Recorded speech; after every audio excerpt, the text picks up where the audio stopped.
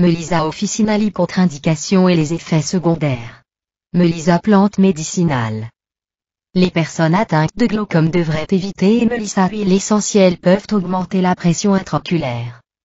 Vous pouvez interagir avec les médicaments de la thyroïde. Ne doit pas être utilisé pendant la grossesse et l'allaitement, comme le baume peut causer des malformations congénitales. Melissa d'acide oléanolique peut provoquer une stimulation de l'utérus et provoquer des avortements. Les principes toxiques de mélisse transmis par le lait pour le bébé, donc si vous n'êtes pas l'allaitement consomme. Être une herbe qui produit la somnolence. Ne pas être pris au cours de la journée si nécessaire, être parfaitement éveillé, dans ce cas, il est souhaitable de prendre avant le coucher. Si sédatifs consomment des médicaments chimiques, les soins comme il n'est pas recommandé pour une utilisation par des personnes ayant des problèmes psychiatriques, ou l'hypothyroïdie, ainsi que des problèmes nerveux, le stress, la dépression, l'anxiété, etc. Les effets secondaires. Habituellement Melissa n'a pas d'effets secondaires.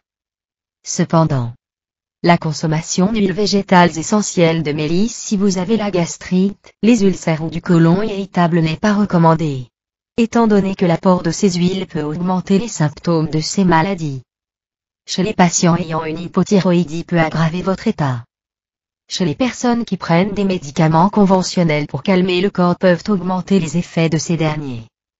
En mentalement malade pourrait causer des effets secondaires. En usage externe, il peut provoquer des irritations en cas d'exposition au soleil, couvrir la zone. La mélisse, prise à forte dose peut provoquer des effets secondaires qui se manifestent par des symptômes tels que maux de tête, de la nervosité, de la confusion, le manque de vigilance, de l'irritabilité, entre autres.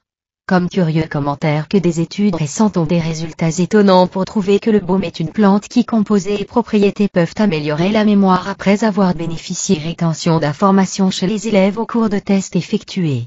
Par conséquent, le baume est étudié pour fournir de l'aide pour des affections telles que la démence et la maladie d'Alzheimer. La consommation normale serait infusée, va manquer entre 1,5 g à 4,5 g de mélisse, et laisser reposer 15 minutes. Jusqu'à 4 perfusions quotidiennes. Recherchez votre dose. Pour les boutons de fièvre ou herpès labial, recommandez de 2 à 4 cuillères à café écrasées à 1 tasse d'eau bouillante pendant 12 minutes feuilles. Appliquez avec un coton toute la journée. L'utilisation des herbes est utilisée pour renforcer le corps et le traitement des maladies, cependant, contenir des composants qui peuvent déclencher des effets secondaires et d'interagir avec d'autres herbes, des suppléments ou des médicaments. Comme il fallait prendre des herbes avec soin, sous la surveillance d'un médecin dans le domaine de la médecine par les plantes. Si vous avez aimé le taux de vidéo, me donnez de l'amour.